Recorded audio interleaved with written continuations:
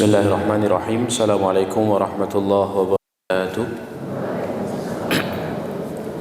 Innal hamdalillah wassalatu wassalamu ala Rasulillah wa ala alihi wa ashabihi wa man wala. Asyhadu an la ilaha illallah wahdahu la syarikalah. Asyhadu anna Muhammadan abduhu wa rasuluhu la nabiyya wa la rasula ba'dah. Allahumma la sahla illa ma ja'altahu sahla wa anta in syi'ta taj'alul hazana sahla. Rabbi shrah li sadri wa yassir li amri wahlul 'uqdatam min lisani yafqahu qawli. Allahumma la taj'al musibatana fi dinina wa la taj'alid dunya akbara hammina wa la mablagha ilmina. Allahumma 'allimna ma yanfa'una wanfa'na bima 'allamtana wa zidna ilma wa jannibna ma yadurruna fi dinina wa dunyana ya arhamar rahimin. Amma ba'du. Ma'asyiral muslimin muslimat, hadirin hadirat, Bapak Ibu, saudara-saudari, solihin, solihat yang dimuliakan Allah Ta'ala. Alhamdulillahirabbil alamin, kita bersyukur kepada Allah pada pagi hari ini Allah memperkenankan kita kembali untuk dapat duduk sejenak di majlis di antara majlis ilmu, taman di antara taman surganya Allah. Semoga setiap apapun yang kita dapatkan di majlis ini berupa ilmu dan kefahaman, semuanya menjadi ilmu dan kefahaman yang bermanfaat untuk dunia dan akhirat kita, membimbing kita untuk menuju jalan keselamatan, menuju surganya Allah Subhanahu wa taala.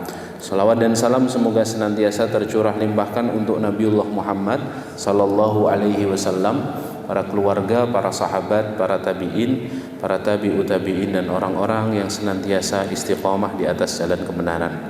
Hadirin hadirat, solihin, solihat yang dimuliakan Allah Ta'ala, kita akan melanjutkan pembahasan kitab Kaifa amalahum sallallahu alaihi wasallam, seni interaksi Rasulullah sallallahu alaihi wasallam. Kita sampai pada interaksi Rasulullah sallallahu alaihi wasallam dengan kaum perempuan. Kita sampai pada bagian kedua setelah kemarin telah kita bahas di bagian pertama bagaimana sikap dan akhlak yang ditunjukkan oleh Rasulullah sallallahu alaihi wasallam dalam memperlakukan perempuan. Bagaimana Rasulullah memperlakukan mereka dengan lemah lembut. Rasulullah sallallahu alaihi wasallam juga meluangkan waktu mereka, meluangkan waktu untuk mereka belajar bersama Rasulullah. Rasulullah sallallahu alaihi wasallam kemudian melarang sahabat untuk bersentuhan dengan perempuan. Rasulullah sallallahu alaihi wasallam memberikan satu keutamaan, sholatnya perempuan lebih afdol di dalam rumah. Kemudian Rasulullah juga menetapkan pintu khusus di masjid bagi perempuan, dan Rasulullah juga melarang laki-laki dan perempuan untuk berbaur atau berikhtilat di jalan. Kita akan melanjutkan pembahasan berikutnya pada bab ini. Muallif atau penulis hafizahullahu taala, beliau juga menyebutkan ya, bagaimana Rasulullah sallallahu alaihi wasallam memuliakan perempuan ketika Rasulullah sallallahu alaihi wasallam salat dan mendengar tangisan anak kecil. Ya, dan mendengar apa? Tangisan anak kecil. Sahabat Anas bin Malik radhiyallahu anhu dalam hadis riwayat Al-Bukhari dan Muslim pernah menyebutkan bahwa Rasulullah sallallahu alaihi wasallam bersabda, ketika memulai salat aku bermaksud memanjangkan bacaanku, tetapi ketika aku mendengar anak kecil menangis maka aku memperpendek bacaanku, dan itu semua aku lakukan karena aku tahu betapa berat tangisan seorang anak itu bagi hati ibunya. Ya, Imam An-Nawawi ketika menjelaskan hadis ini rahimahullah, beliau mengatakan kalimat betapa berat tangisnya seorang anak itu bagi hati ibunya adalah bentuk perhatian Rasulullah sallallahu alaihi wasallam kepada kaum wanita, ya. Karena Rasulullah SAW tahu betul bahwa tangisan seorang anak itu bisa menjadikan hati seorang ibu itu menjadi sedih, ya, dan hatinya jadi disibukkan dengan tangisan bayinya sehingga tidak khusyuk sholatnya. Maka karena itu Rasulullah SAW memendekkan bacaan Qur'annya ketika beliau sholat bersama jamaah. Hadirin muliakan Allah, ada pula riwayat yang menyebutkan bahwa Rasulullah Shallallahu Alaihi Wasallam perhatiannya kepada wanita, kepada kaum perempuan itu, ya, Rasulullah pernah bersedih karena tidak sempat mensolatkan seorang wanita sahabiyah yang biasa membersihkan Masjid Nabawi. Ada seorang wanita sahabiyah bernama Ummu Mihjan atau juga disebut Ummu Mahjan radhiyallahu anha. Suatu hari Rasulullah bertanya kepada para sahabat di Masjid Nabawi, mana biasanya ada perempuan yang mengumpulkan daun-daun di masjid ini, membersihkan masjid ini, menyapu masjid ini, kenapa kok kelihatan lagi? Maka kemudian Rasulullah menanyakan kabarnya. Ada seorang sahabat yang menjawab, ya Rasulullah, qad tuwufiyat, ya Rasulullah, dia telah wafat ya Rasulullah. Kemudian Rasulullah berkata, kenapa kalian tidak memberitahuku? Maka Abu Hurairah berkata, ya, seakan-akan mereka yang mendapat pertanyaan Rasulullah itu ingin menjawab bahwa mengkabarkan kematian wanita ini tidak layak untuk diketahui oleh Rasulullah. Jadi ini bukan sesuatu hal yang penting, ya, bagi para sahabat ketika itu, karena wanita ini pun bukan orang penting, gitu ya, bukan orang penting. Akhirnya hadirin muliakan Allah, hal itu difahami oleh Rasulullah. Kemudian Rasulullah meminta untuk menunjukkan kuburan perempuan tersebut. Sampai di kuburan perempuan tersebut, Rasulullah SAW mendirikan sholat jenazah untuknya. Ya. Kemudian Rasulullah bersabda, kuburan ini gelap bagi para penghuninya dan Allah membuatnya terang karena aku mensolatkannya. Masya Allah. Nah, ini jadi syariat bolehnya seseorang mengerjakan sholat jenazah walaupun si mayit atau jenazah sudah dikuburkan, ya, datang ke kuburannya, kemudian sholat menghadap kiblat, ya, kemudian kalau ya sama persis seperti syariat sholat jenazah. Kalau kuburannya adalah kuburan perempuan, maka dia berdiri sejajar dengan perutnya. Kalau kuburannya laki-laki sejajar dengan kepalanya. Seperti itu, hadirin muliakan Allah. Nah, ini menunjukkan bahwa Rasulullah SAW memuliakan para wanita.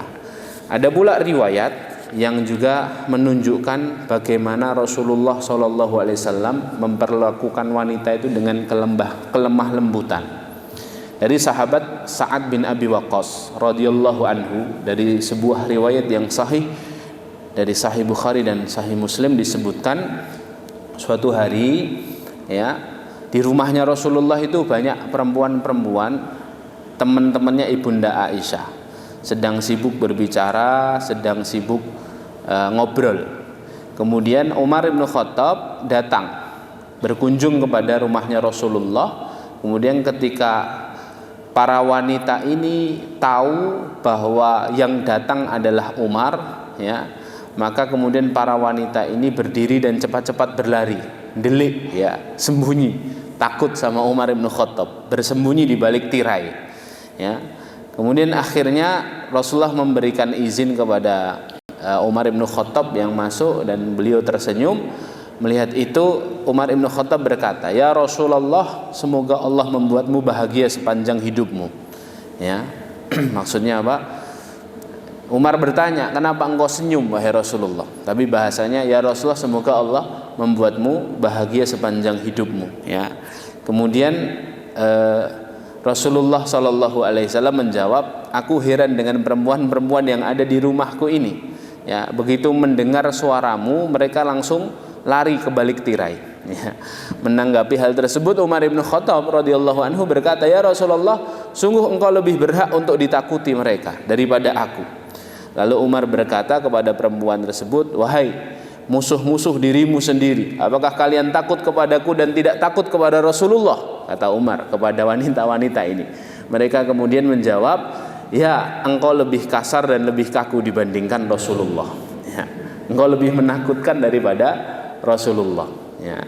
Nah, inilah menunjukkan bahwa berarti Rasulullah itu sikapnya kepada perempuan itu sangat lemah lembut dan baik hati, ya. Ini sesuai dengan apa yang difirmankan Allah Subhanahu wa taala di dalam Al-Qur'an. Ternyata Al-Qur'anlah yang menempa Rasulullah, yang mengajari Rasulullah agar menjadi pribadi yang lemah lembut. Di dalam surah Al-Hijr ayat ke-88 Allah Subhanahu wa taala berfirman, "Wakhfid janahaka lil mu'minin." Wakhfid janahaka lil mu'minin. Dan berendah hatilah, turunkan kepakan sayapmu. Wakhfid itu artinya turunkan. Janah itu artinya sayap. Turunkan kepakan sayapmu atau berendah hatilah kamu terhadap orang-orang yang beriman. Dalam ayat yang lain, Ali Imran 159, Allah juga berfirman, "Walau kunta faddan ghalidhal qalbi lan faddu min haulik." Sekiranya kamu keras dalam perkataan dan berkata dan berhati kasar, kaku, tentulah mereka akan menjauh dari dirimu, menjauhi dirimu dari sekelilingmu. Ya, jadi Rasulullah diingatkan, wahai Muhammad, jangan berlaku keras kepada umatmu, berlemah lembutlah, turunkan kepakan sayapmu, wakhfid janahak. Ya, bahkan Allah Subhanahu wa taala mensifati Rasulullah sallallahu alaihi wasallam dalam Al-Qur'an dengan 3 sifat. Di dalam surah At-Taubah ayat 128, ya, yang ketiga-tiganya ini adalah sifat bagaimana Rasulullah bersikap baik kepada orang-orang beriman. Kata Allah dalam surah At-Taubah ayat 108, "Laqad ja'akum rasulun min anfusikum, ya, azizun 'alaihi ma anittum." Ya, laqad ja'akum rasulun min anfusikum azizun 'alaihi ma anittum harisun 'alaikum bil mu'minina raufur rahim. Kata Allah, telah datang kepada kalian seorang rasul dari kalangan kalian sendiri, di mana rasul ini memiliki 3 sifat. Sifat yang pertama adalah azizun 'alaihi ma anittum, terasa berat olehnya atas penderitaan yang kalian alami. Jadi Rasulullah itu selalu merasa berat kalau ada di antara kaumnya atau umatnya ini menderita. Harisun alaikum, selalu menginginkan kebaikan untukmu. Ini sifat keduanya Rasulullah. Sifat ketiganya apa? Bil mu'minina raufur rahim. Kepada orang-orang beriman, kita ini adalah pribadi yang rauf, santun, rahim, berkasih sayang. Nah, ini Al-Quran yang menyebutkan, mensifati Rasulullah seperti ini, menempa Rasulullah menjadi pribadi yang lembut. Makanya kalau kita ini mengaku umatnya Rasulullah SAW, harus punya pribadi yang lembut, harus punya pribadi yang santun, tutur kata, sikap, kemudian perilaku harus sesuai dengan apa yang dicontohkan oleh Rasulullah Shallallahu Alaihi Wasallam. Ya, di sini juga disebutkan, hadirin muliakan Allah, bagaimana kasih sayang dan kelembutan, kebaikan hati Rasulullah terhadap para janda. Ya, diriwayatkan oleh sahabat Abdullah bin Abi Aufa, bagaimana Abdullah bin Abi Aufa radhiyallahu anhu ini menggambarkan Rasulullah SAW. Kata beliau radhiyallahu anhu, Rasulullah biasa banyak berzikir dan beliau tidak pernah menyibukkan diri dengan perbincangan yang tidak perlu. Kata Abdurrahman ini, Rasulullah itu pribadi yang tidak banyak ngomong. Ya, kebanyakan beliau menggunakan lisannya itu untuk berzikir kepada Allah. Beliau sallallahu alaihi wasallam biasa memanjangkan salat dan memendekkan khutbah Jumat. Ya, kalau khutbah Jumat beliau ini tidak panjang-panjang. Makanya saya punya pesantren di Klaten, Bapak Ibu ini dimuliakan Allah, pusat pendidikan dai dan imam masjid. Alhamdulillah sudah berjalan 8 tahun, sudah meluluskan lebih dari 100 dai dan 100 imam masjid. Sekarang berkhidmat untuk umat di banyak daerah di Nusantara ini. Ya, kami yang mengampu mengampu materi public speaking, ya, Disitulah para dai, para calon-calon imam masjid dan dai ini kita tempa menjadi imam masjid yang karismatik, yang mumpuni, yang menjadi problem solver untuk jamaahnya, begitu ya. Salah satu materi yang disampaikan apa? Bagaimana cakap menjadi khotib Jumat. Ya. Karena kebanyakan masjid di dekat-dekat rumah kita itu kalau khutbah Jumat, ya, khotibnya seperti mendongengi jamaahnya, sehingga jamaahnya semuanya khusyuk dalam keadaan tertidur, gitu ya. Apalagi kalau sudah khotib datang membawa 3 lembar kertas bolak-balik, wah panjang ini kayaknya ini ya, panjang ini, wah enak untuk tidur ya. Makanya di situ salah satu materi yang selalu kita tekankan, ya, khutbah Jumat yang sesuai sunnah itu yang pendek. Ya, jadi khutbah Jumat itu tidak usah panjang-panjang. Yang penting rukunnya terpenuhi, sudah tutup, doa, segera sholat. Sholatnya panjang nggak apa-apa. Khutbah Jumatnya maksimal 10 menit, saya bilang. 10 menit sudah include doa. Ya, caranya bagaimana? Ya sudah rukunnya saja. Salam, duduk, kemudian azan, kemudian alhamdulillah, wassalatu wassalamu ala rasulillah, nasihat takwa, ada ayat Al-Quran, kemudian tutup. Ya. Nasihatnya nasihat ayat saja. Sebutkan satu ayat, apa faedah ayat ini? Sebutkan ada 3 faedah dari ayat ini, bla bla bla. Atau sebutkan hadis. Ya, 1, 2, 3. Setelah itu aqulu qauli hadza. Duduk. Setelah itu naik. Rukun yang kedua kan apa? Puji Allah, sholawat. Setelah itu apa? Nasihat takwa. Nasihat takwa tetap di khutbah kedua dan ketiga, pertama dan kedua. Setelah itu doa. Setelah itu apa? Salam, ya, turun, aqimus shalah, kemudian sholat. Sholatnya panjangin, nggak apa-apa. Sholatnya surah Al-Ghasyiyah sama surat Al-A'la nggak apa-apa. Sudah khutbahnya 3 lembar bolak-balik, khotibnya baca, ya, kemudian apa? Sholatnya panjang, ya. Akhirnya tidak ada yang membekas di dalam, ya, hati makmum dan jamaah, gitu ya. Karena Rasulullah sendiri yang mengatakan, menurut hadis Abdullah bin Abi Aufa ini, maaf ya, bukan Abdurrahman tapi Abdullah bin Abi Aufa, ya, beliau biasa memanjangkan sholat dan memendekkan khutbah Jumat. Beliau tidak pernah merasa malu berjalan bersama janda ataupun orang miskin. Beliau berjalan bersama mereka hingga memenuhi kebutuhan salah seorang dari mereka. Ini menurut penuturan sahabat radhiyallahu anhu. Menurut sahabat Abu Hurairah radhiyallahu anhu, ya, Rasulullah SAW bersabda, orang yang berusaha keras membantu para janda dan orang miskin adalah seperti orang yang berperang di jalan Allah atau seperti orang yang berpuasa terus menerus. Jadi Rasulullah SAW itu adalah orang yang perhatian kepada para fakir, para miskin dan kaum wanita yang membutuhkannya. Nah, ini hadirin dimuliakan Allah, beberapa riwayat. Selanjutnya disebutkan pula sering Rasulullah Shallallahu Alaihi Wasallam itu memenuhi kebutuhan para wanita yang membutuhkan beliau Shallallahu Alaihi Wasallam. Sahabat Anas pernah berkata, ya, ada seorang perempuan datang kepada Rasulullah, kemudian dia bertanya, ya Rasulullah, aku punya kebutuhan yang aku mohon engkau memenuhinya. Kemudian beliau menanggapi, wahai Ummu Fulan, katakan, di jalan mana engkau ingin aku berdiri bersamamu? Maksudnya orang ini mau bertanya, tapi kemudian kata Rasulullah, kamu pinginnya tanyanya di sebelah mana, gitu ya. Kemudian apa?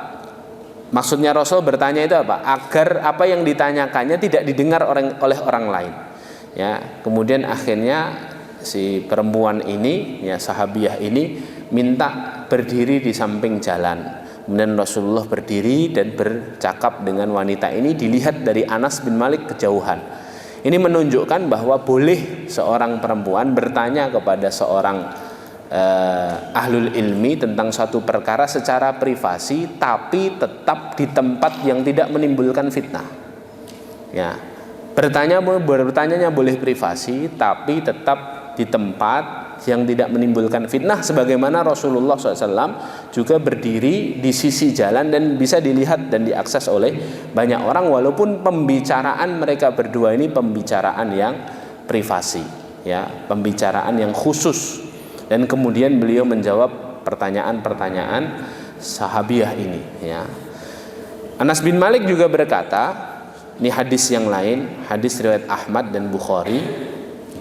Ada seorang gadis kecil dari Madinah suka datang kepada Rasulullah dan menggandeng tangan Rasulullah Shallallahu Alaihi Wasallam.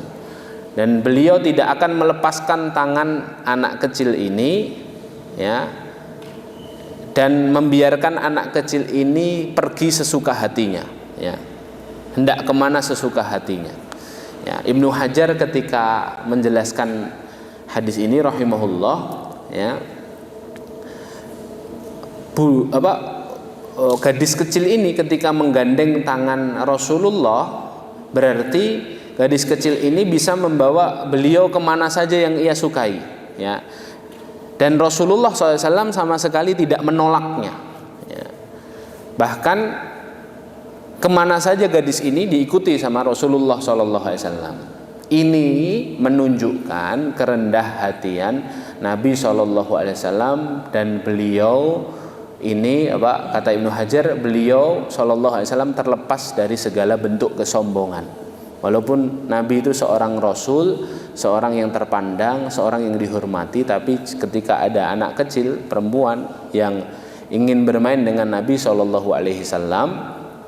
Rasulullah tetap saja menyambutnya, ya. Dan hadis ini dibahas oleh para ulama, mengapa Rasulullah mau bergandengan tangan dengan gadis perempuan, ya. Para ulama kemudian menyandingkan hadis ini dengan riwayat yang mana beliau melarang seseorang menyentuh perempuan yang bukan mahramnya. Ini gimana cara mengkompromikan dua hadis ini? Yang satu Rasulullah gandengan sama gadis kecil, yang satu Rasulullah melarang bersentuhan dengan wanita atau lawan jenis yang bukan mahram. Maka para ulama mengatakan, ya, bahwa dua hadis ini tidak bertentangan. Karena apa? Hadis Ahmad dan Bukhari ini menjelaskan bahwa gadis itu memang masih kecil dan belum sampai usia balik. Jadi kalau masih kecil, belum usia balik, masih boleh salaman, masih boleh dipegang. Tapi kalau sudah usia balik, sudah mulai haid, ya maka tidak boleh, walaupun masih SD sekalipun. Ya, sekarang apalagi anak sekarang ini SD saja sudah pada haid, ya, kelas 4 SD, 5 SD, ya, karena mungkin lingkungan yang mendukung mereka untuk segera balik, gitu ya. Ya memang hari ini kan Masya Allah, ya, apa yang dulu tidak diketahui oleh anak kecil sekarang bisa diketahui oleh anak kecil. Ya, itu ternyata juga mempengaruhi usia baliknya mereka. Nah, ini hadirin dimuliakan Allah. Juga di sini disebutkan dalam sub judul yang lain, Rasulullah itu sangat mengasihi dan berterima kasih, menghormati, ya, membalas kebaikan orang-orang yang perempuan-perempuan yang pernah membantu dan menolong beliau Shallallahu Alaihi Wasallam. Di sini disebutkan beberapa nama. Di antaranya adalah Suwaibah. Suwaibah ini ibu susuannya Nabi Shallallahu Alaihi Wasallam sebelum Halimatus Sa'diyah. Ada dua ibu persusuan Nabi, ya. Yang satu Suwaibah, yang satu Halimatus Sa'diyah. Suwaibah, ya, adalah pengasuh beliau Shallallahu Alaihi Wasallam yang pertama, ya. Dan Suwaibah ini menyusui Rasulullah ketika Suwaibah juga menyusui anaknya namanya Masruh, ya. Dan tidak hanya itu, Suwaibah ini juga menyusui paman Rasulullah Shallallahu Alaihi Wasallam, yaitu Hamzah, ya. Nah, hadirin dimuliakan Allah, jadi Suwaibah ini bisa kita bayangkan beliau ini seorang ibu sepersusuan. Dulu hadirin dimuliakan Allah, biasanya anak-anak kota itu dititipkan kepada wanita-wanita desa. Ya, di antara wilayah yang paling terkenal untuk dititipi anak itu dulu ada namanya Bani Sa'ad. Di tenggara kota Mekah ada satu perkampungan Bani Sa'ad, di mana Bani Sa'ad ini, ya, biasanya di situ wanita-wanitanya bekerja sebagai ibu sepersusuan. Ya, kenapa anak orang-orang kota itu mencari ibu sepersusuan dari desa? Karena mereka khawatir, ya, di kota itu mereka sudah terkontaminasi, ya. wanita-wanitanya sudah banyak makan makanan-makanan, kalau sekarang makanan cepat saji lah ya, makanan-makanan yang tidak sehat gitu ya. Sedangkan di desa ini masih makannya masih pecel, masih ya. Tapi walaupun di sana nggak makan pecel juga ya, makanannya itu masih terjaga. Sehingga kemudian mereka mencari wanita-wanita desa untuk dijadikan ibu sepersusuan. Nah, ibu sepersusuannya Rasulullah itu salah satunya adalah Suwaibah. Ya. Nah, Rasulullah ini menjaga betul ikatan dan hubungan dengan ibu sepersusuannya. Ya. Beliau menjaga ikatan dengannya ketika beliau berada di Mekah, dan Khadijah istri Rasulullah itu banyak berbuat baik kepada Suwaibah ini. Walaupun ketika itu Suwaibah masih menjadi budaknya Abu Lahab, dan Khadijah meminta Abu Lahab atas perintah Rasulullah agar menjual Suwaibah ini, tapi Abu Lahab menolaknya. Maka kemudian Rasulullah berhijrah ke Madinah, kemudian Abu Lahab membebaskannya, dan Rasulullah sering mengirimi harta dan makanan serta pakaian kepada Suwaibah ini. Ya, ini menurut riwayat yang sahih dalam kitab Al-Isabah fi Tamyizis Sahabah. Ya, dan juga ada seorang wanita bernama Halimatus Sa'diyah tadi, ibu sepersusuan Rasulullah. Sahabat Abu Bakar radhiyallahu anhu sampai berkata, sungguh aku tidak pernah mencemburui Rasulullah kecuali dalam satu momen saja, yaitu ketika seorang wanita datang ke rumahnya Rasulullah, kemudian Rasulullah tahu bahwa itu adalah ibu sepersusuannya Halimatus Sa'diyah. Kemudian Rasulullah membuka sorbannya, kemudian membentangkan sorban putihnya itu kepada kepada ibunya. Kemudian ibu sepersusuannya Halimatus Sa'diyah ini diminta untuk duduk di atasnya, karena betapa Rasulullah itu ya menganggap ibu-ibu sepersusuannya ini seperti ibunya sendiri, menghormati mereka dan bersikap baik kepada mereka. Ada pula wanita yang lain yang pernah menolong beliau sallallahu alaihi wasallam, namanya Ummu Aiman. Ya. Ummu Aiman ini juga pengasuhnya Rasulullah sejak bayi. Ya, beliau ini adalah budak perempuan milik ibunya Rasulullah sallallahu alaihi wasallam. Ya. Anas bin Malik radhiyallahu anhu pernah meriwayatkan setelah wafatnya Rasulullah sallallahu alaihi wasallam, ya, Abu Bakar berkata kepada Umar, "Mari kita mengunjungi Ummu Aiman sebagaimana yang biasa dilakukan oleh Rasulullah." Nah, ini kan menunjukkan apa? Bahwa ketika Rasulullah masih hidup sering mengunjungi Ummu Aiman. Ya, sering bersikap baik, mengirimi makanan, ngirimi pakaian, ngirimi hadiah untuk Ummu Aiman. Sampailah kemudian Abu Bakar dan Umar di rumahnya Ummu Aiman. Kemudian Ummu Aiman menangis mendapatkan kabar bahwa Rasulullah sudah wafat. "Apa yang membuatmu menangis?" kata Abu Bakar kepada Ummu Aiman. "Bekal di akhirat untuk Rasulullah lebih baik daripada kehidupan dunia ini. Dan Rasulullah itu sudah dijamin surga. Kenapa kamu menangis?" kata Abu Bakar dan Umar kepada Ummu Aiman. Kemudian Ummu Aiman berkata, "Aku menangis bukan karena aku tidak tahu apa yang disediakan oleh Allah untuk Rasulullah di akhirat. Ya. Tetapi yang membuatku menangis adalah karena berita dari langit berarti berhenti turun setelah wafatnya Rasulullah." Ya, jadi Ummu Aiman itu menangis karena apa? Kalau Rasulullah meninggal berarti sudah tidak ada lagi wahyu dari langit. Ya. Kemudian perkataan Ummu Aiman ini menjadikan Abu Bakar dan Umar juga berlinang air mata dan mereka mulai menangis bersama Ummu Aiman. Ya. Nah, ini juga bentuk bagaimana Nabi SAW bersikap baik kepada orang-orang yang baik kepada beliau Sallallahu Alaihi Wasallam. Ya. Di antara riwayat yang lain, beliau juga sangat menghormati, bersikap ramah kepada teman-teman istri beliau Khadijah radhiyallahu anha. Ya, sampai ibunda Aisyah itu berkata, "Aku tidak pernah merasa cemburu kepada istri-istri Rasul melebihi cemburuku kepada Khadijah." Walaupun Khadijah ketika itu sudah meninggal. Ya. Meskipun aku tidak bertemu dengannya, aku cemburu kepada Khadijah. Kenapa? Karena setiap kali ya teman-temannya Khadijah itu datang ke rumah Rasulullah SAW, ya, maka perlakuan Rasulullah kepada teman-teman Ibunda Khadijah ini berbeda dengan perlakuan Rasulullah kepada tamu-tamu biasa. Ya, Rasulullah selalu memerintahkanku untuk menyembelihkan kambing untuk mereka, ya, menyembelihkan domba, dan berkata berikan kepada teman-teman Khadijah, gitu ya.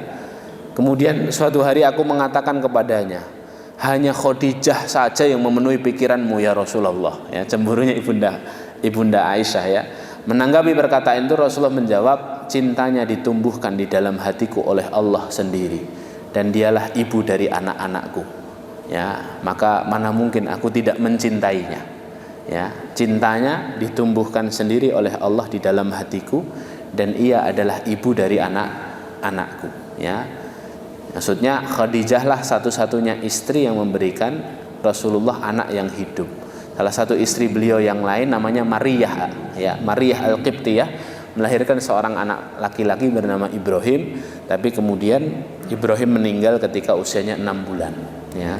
Nah, ini kan contoh bahwa Rasulullah SAW itu sangat menghormati orang-orang yang berbuat baik kepada dirinya dan keluarganya, ya. Hadirin dimuliakan Allah, barakallahu fikum.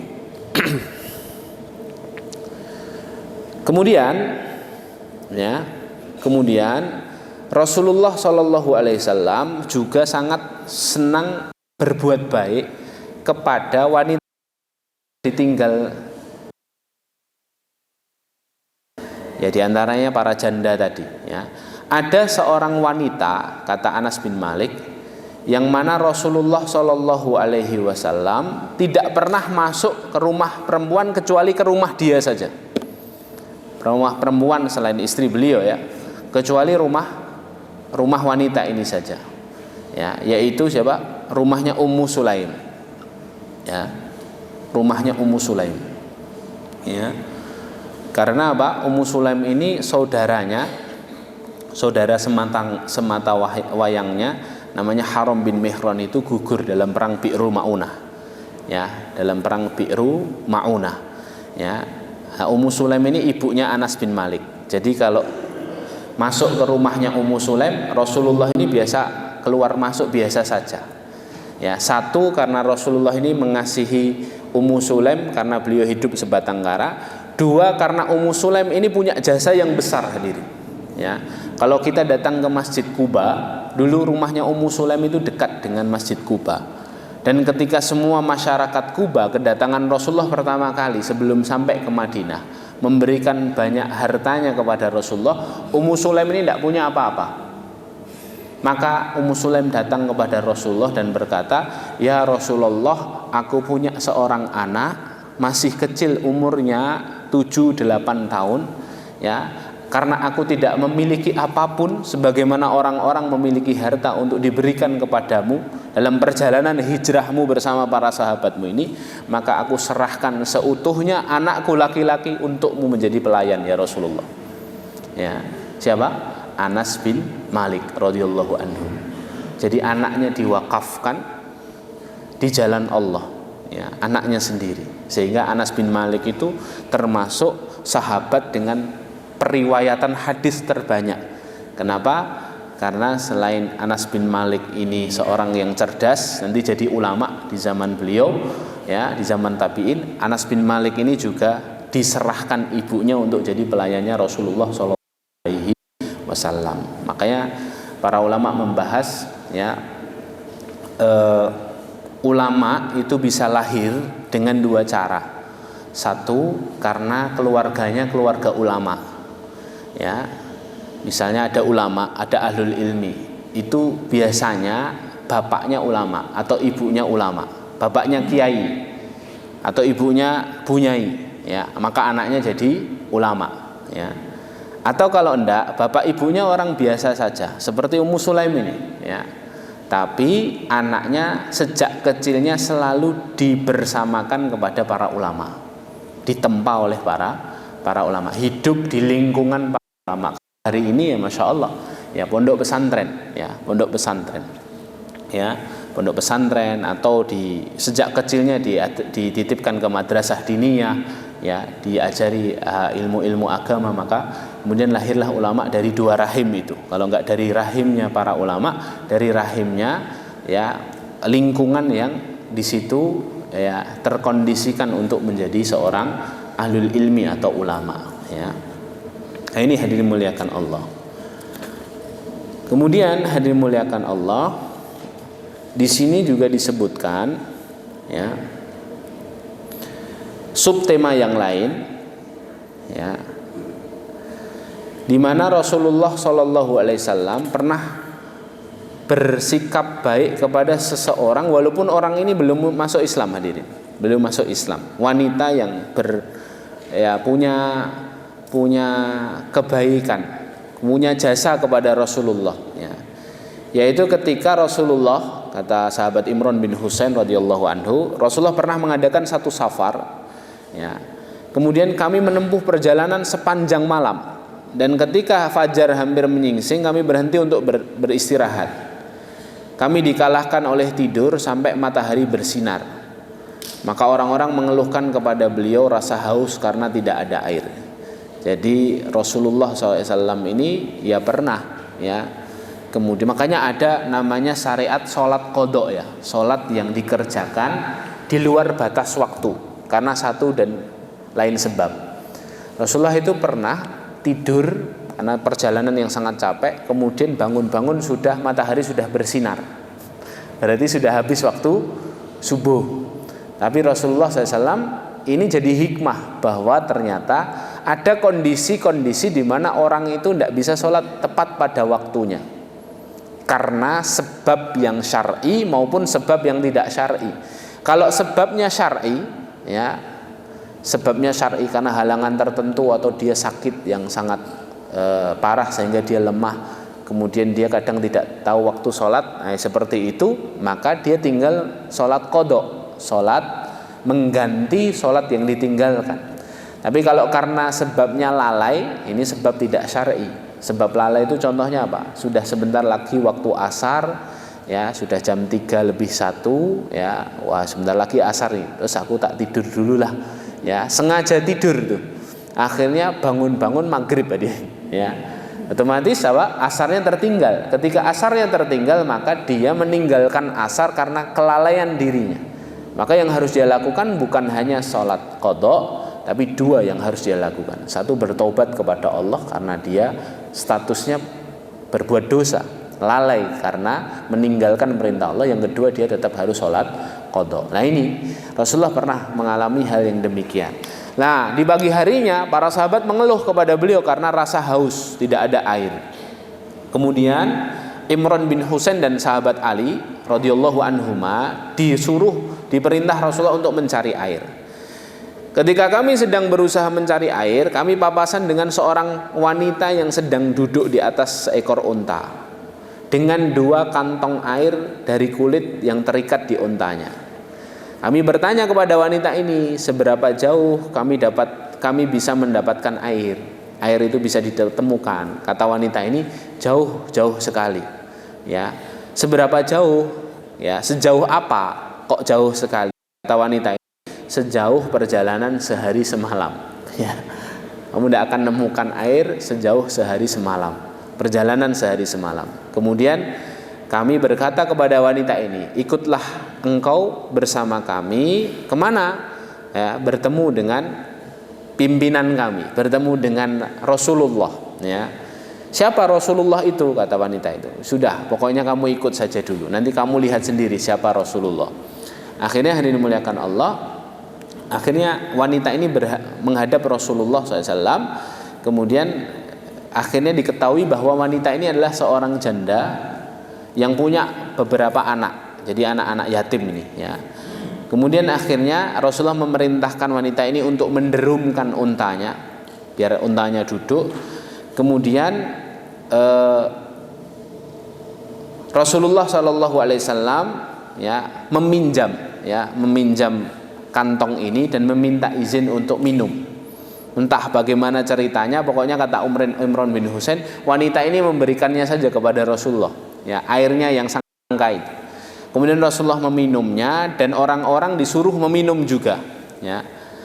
Kemudian hadirin dimuliakan Allah, sampai ketika diputar kepada rombongannya Rasulullah yang jumlahnya 40 orang, air itu tidak habis-habis hadirin. Air itu tidak habis-habis, bahkan semua rombongan Rasulullah yang 40 orang itu semuanya benar-benar puas meminum air itu sampai benar-benar tidak kehausan, ya. Kemudian akhirnya ada orang lain juga di luar rombongan Rasulullah, orang yang bukan orang muslim, orang musyrik, ya, ditawari juga hadirin, ditawari juga air itu. Kamu mau pakai enggak? Pakailah air ini untuk bersih-bersih, untuk mandi, ya. Semoga Allah menjauhkanmu dari perbuatan syirik. Perempuan itu duduk di pinggir, ya, menyaksikan hal yang menakjubkan itu di hadapan Rasulullah terhadap kantong air yang dia miliki, ya.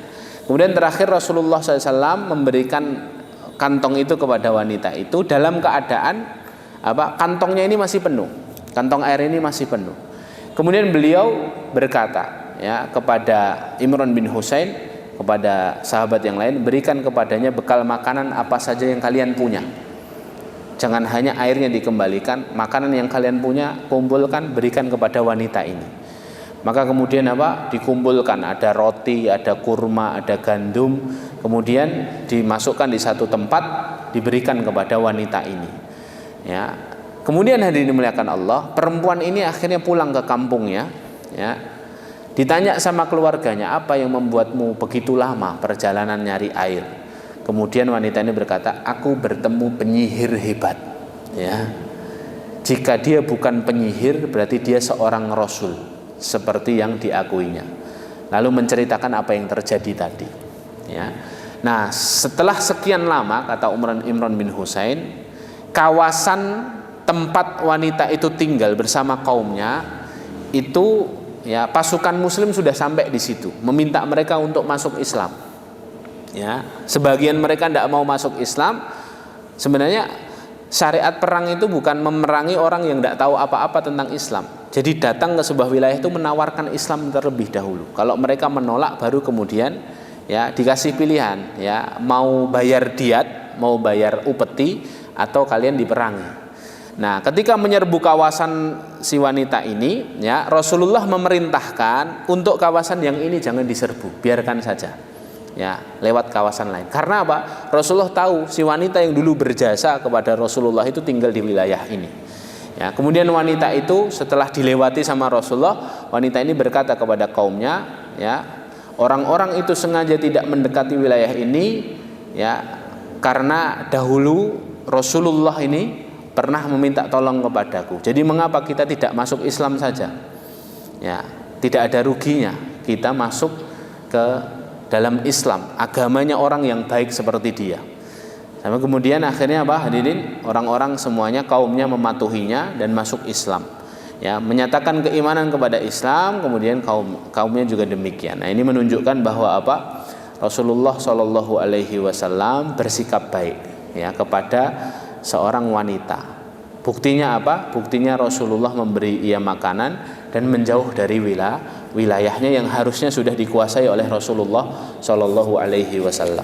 Ya, Masya Allah, tabarakallah. Ya, ada juga suatu hari Rasulullah dimarahi sama seorang wanita, hadirin. Ya, pernah dengar riwayat ini, ya? Ya, tapi Rasulullah tetap membalasnya dengan kelemah lembutan. Masya Allah. Rasulullah pernah menjumpai seorang wanita yang menangis di atas kuburan, hadirin. Konon yang meninggal ini adalah anaknya, anak sematawayang meninggal. Kemudian wanita ini menangis di atas kuburan. Kemudian Rasulullah menegurnya, ittaqillaha ya fulanah fasbiri, bertakwalah kamu kepada Allah lalu bersabarlah wahai fulanah. Ya, wanita ini nggak melihat siapa yang ngomong. Kemudian wanita ini mengatakan, alaika anni, pergi kamu jauh-jauh dariku. Kamu nggak ngerasakan apa yang aku rasakan. Gitu, ya. Kamu nggak mengalami apa yang aku rasakan. Pergi kamu. Nggak tahu kalau yang ngomong itu Rasulullah. Ya. Kemudian ada orang yang melihat, kemudian mendekati wanita itu dan berkata, itu tadi Rasulullah loh. Kok kamu getak kayak gitu, ya? Akhirnya wanita ini merasa bersalah. Oh iya, tuh Rasulullah. Akhirnya wanita ini datang ke rumahnya Rasulullah, minta maaf kepada Rasulullah. Ya Rasulullah, aku tidak tahu kalau itu tadi adalah engkau. Maka Rasulullah SAW bersabda, as-sabru indas sadamatil ula. Kesabaran itu ada pada hentakan pertama, ada pada pukulan pertama. Ya, kesabaran itu ada pada hentakan pertama. Maksudnya apa? Pahala kesabaran itu bisa diraih seseorang, pahala yang tidak ada batasnya itu ya bi ghairi hisab, itu dalam surah Az-Zumar ayat 10, itu pada hentakan pertama ketika musibah pertama kali datang. Kalau sudah beberapa hari kemudian komentar, aku sekarang sudah sabar kok, itu pahalanya tidak terlalu banyak itu ya. Karena apa? Pahala kesabaran itu didapat ketika hentakan pertama, ketika musibah pertama kali terjadi. Hadirin muliakan Allah ya. Rasulullah juga mengadvokasi para perempuan yang biasa disiksa sama suaminya ya. Makanya Rasulullah itu melarang keras seorang suami mukulin istri. Hadirin ya, kata Rasulullah, la tadribu ima Allah atau kama qala, jangan kalian memukul hamba-hamba wanita Allah ya, hamba-hamba Allah wanita ya. Dan suatu hari beberapa perempuan itu mendatangi Rasulullah protes ya. Kemudian Rasulullah bersabda, banyak perempuan mendatangi keluarga Muhammad mengeluhkan kelakuan para suami mereka.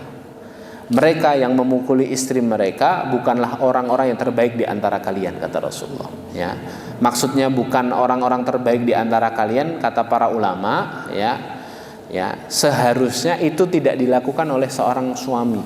Karena seorang suami itu qawwam, seorang suami itu ya penjaga istri-istrinya. Makanya kalimat dalam surah An-Nisa itu ya, ar-rijalu qawwamuna 'alan nisa, laki-laki itu pemimpin bagi para wanitanya. Maksud qawwam di sini bukan hanya pemimpin rumah tangga dan bukan hanya pemberi nafkah saja. Banyak para suami yang mengkerdilkan arti qawwam. Padahal ya kalau kita buka tafsirnya, makna qawwam itu 7 hadirin. Ada 7 menurut tafsir Al-Mannar. Syekh Rasid Ridho itu mengatakan qawwam itu 7 maknanya. 1, dia sebagai pelindung psikis istri dan anak-anaknya. Pelindung apa? Psikis, pelindung mental ya.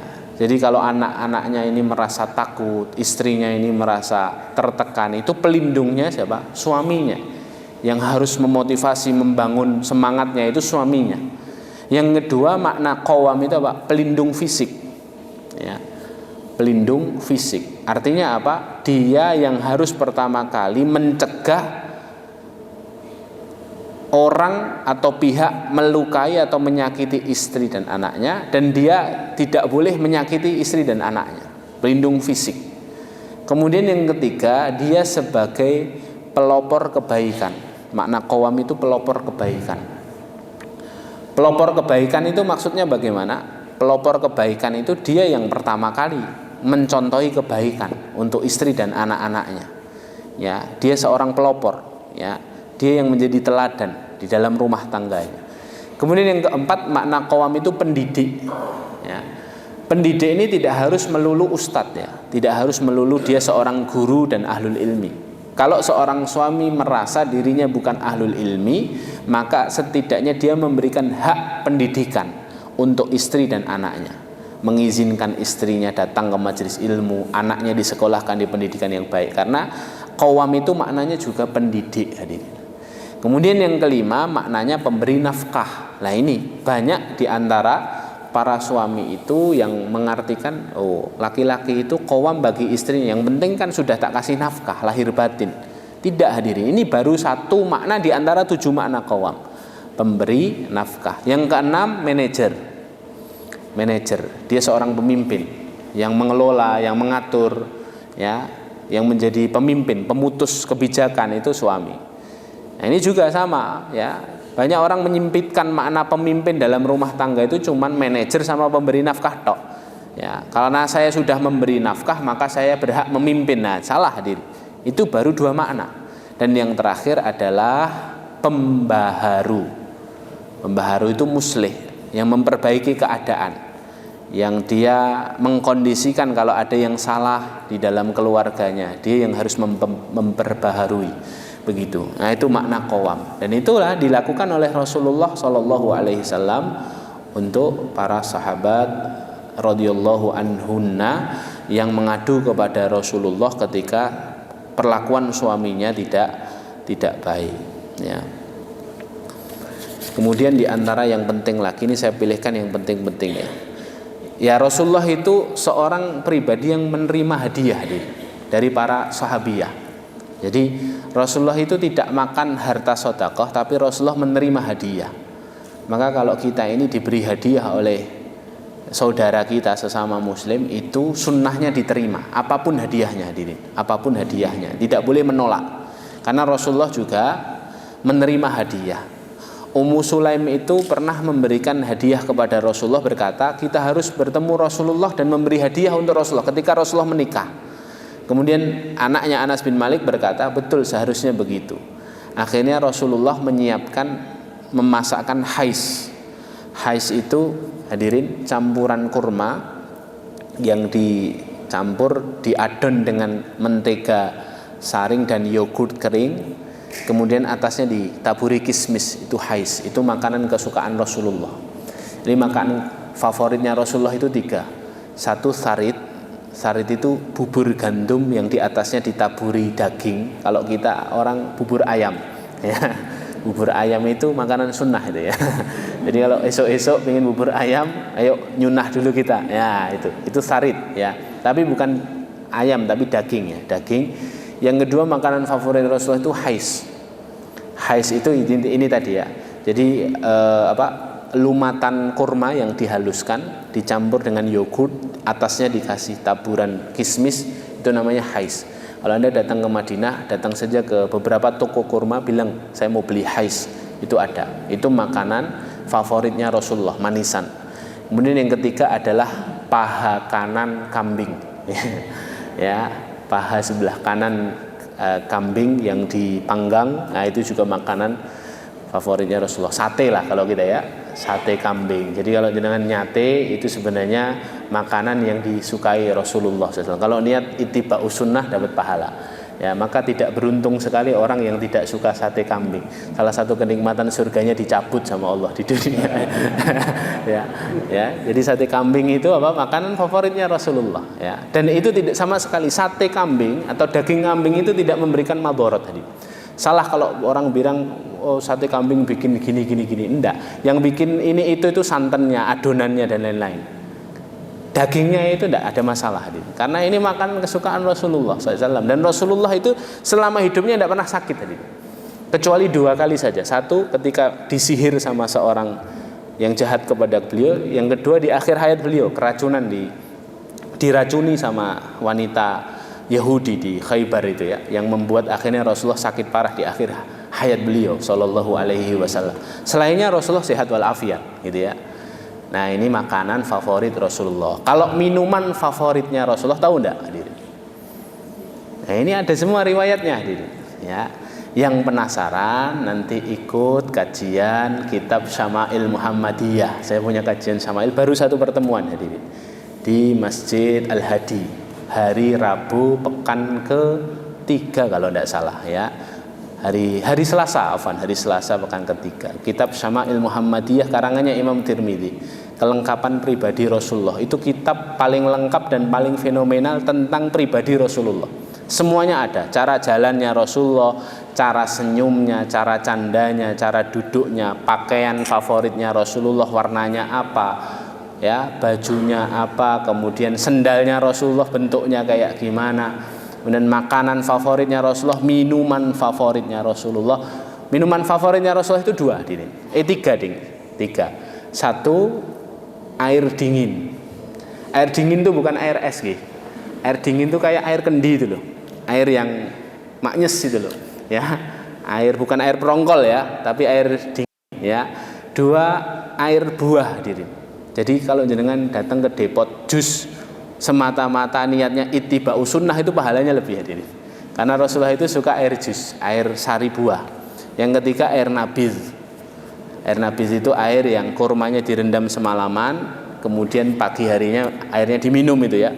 Nah itu minuman favorit Rasulullah ya. Jadi kita ini perlu setidaknya mengetahui apa saja ini kesukaan Rasulullah, karena kita ini mengaku umatnya Rasulullah, harus tahu dan cinta apa yang dicintai nabinya. Bukankah benar-benar dikatakan mencintai ketika kita tahu apa yang dicintai oleh orang yang kita cintai, gitu ya, dan mengetahui apa yang dibenci oleh orang yang kita cintai, gitu ya.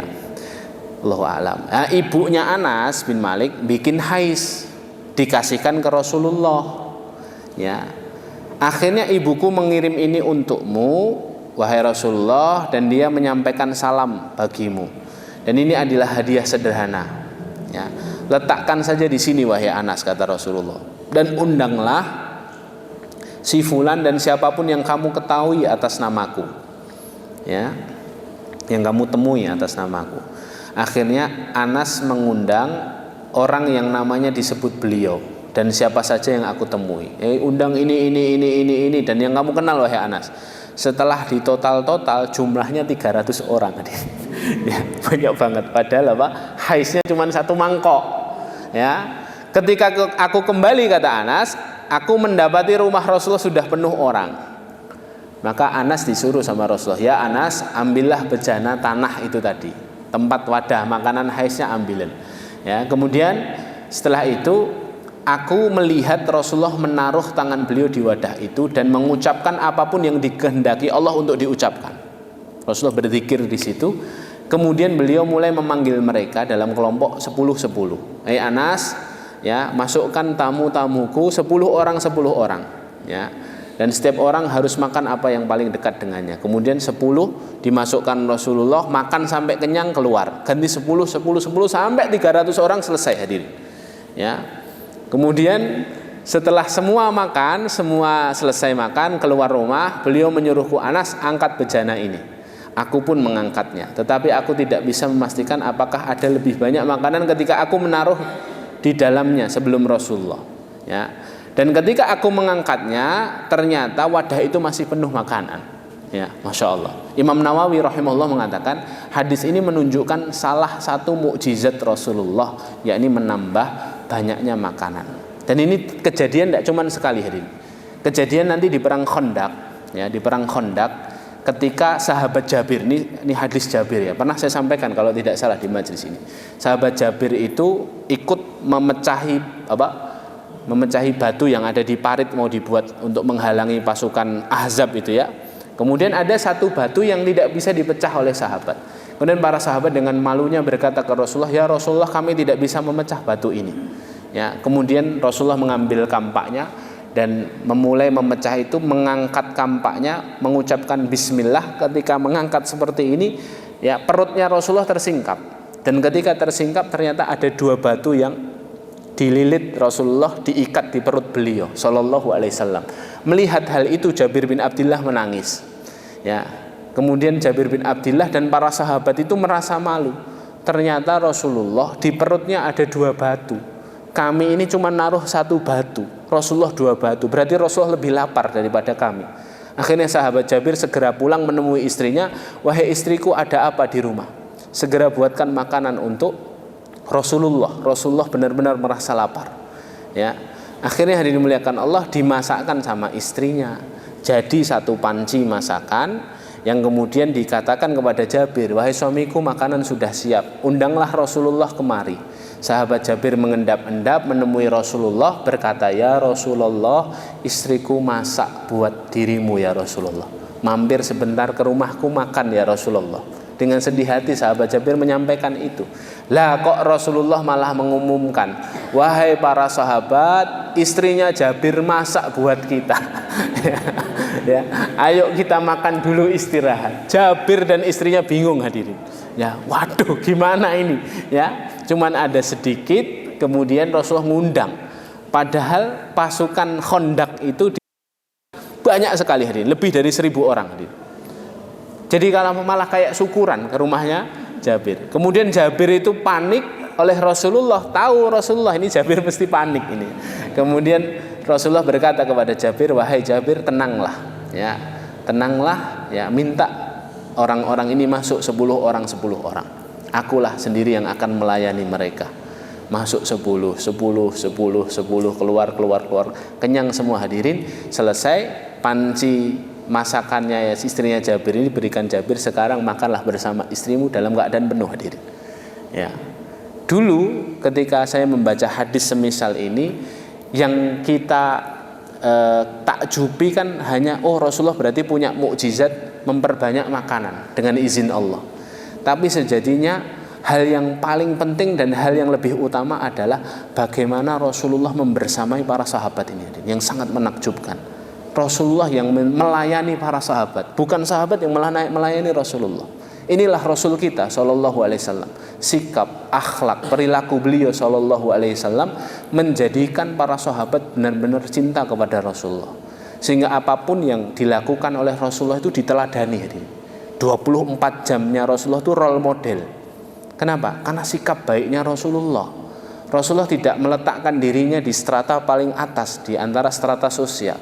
Rasulullah hidup membersamai para sahabat, hadir, tidak wujud hadirin. Kalau wujud itu belum tentu hadir. Ya. Apa bedanya hadir sama wujud? Kalau wujud itu orangnya ada, tapi bermanfaatannya itu tidak terlalu dirasakan. Ada atau tidak ada tidak terlalu berguna, itu wujud. Ya. Jadi wujuduhu ka'adamihi kalau dalam kaidah usul itu ya. Keberadaannya itu seperti ketiadaannya. Itu kalau orang wujud. Kalau hadir itu betul-betul dirasakan oleh orang-orang sekelilingnya. Kalau dia tidak ada, orang-orang merasa kehilangan. Itulah Rasul kita Shallallahu Alaihi Wasallam ya. Bagaimana ramahnya beliau, santunnya, lembutnya beliau Shallallahu Alaihi Wasallam. Ada banyak lagi nih kisah yang saya penting untuk menyampaikannya kepada jamaah semua dalamnya. Tapi kayaknya ini sudah mau jam 10 ya, tidak terasa ya. Ya, ini saya harus berpindah ke tempat yang lain ya. Jadi ini dulu yang dapat kita sampaikan. Insya Allah kita lanjutkan di bagian ketiga ya. Interaksi Rasulullah Shallallahu Alaihi Wasallam bersama kaum perempuan. Insya Allah di bagian ketiga.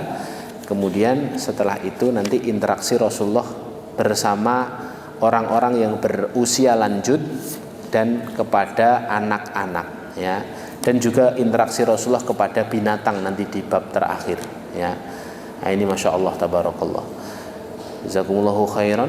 Semoga apa yang kami sampaikan bermanfaat untuk saya dan untuk jamaah yang dimuliakan Allah ya. Tetap semangat, tetap istiqomah dalam kebaikan, jangan jauh-jauh dari ilmu, jangan jauh-jauh dari majlis ilmu. Kita tutup dengan bacaan hamdalah dan kafaratul majlis. Alhamdulillahirabbil alamin, subhanakallahumma bihamdika, asyhadu an la ilaha illa anta, astaghfiruka wa atubu ilaik. Pertanyaan bisa ditanyakan via DM atau ditanyakan di majlis lain karena Al-Fakir harus beranjak ke majlis berikutnya. Assalamualaikum warahmatullahi wabarakatuh.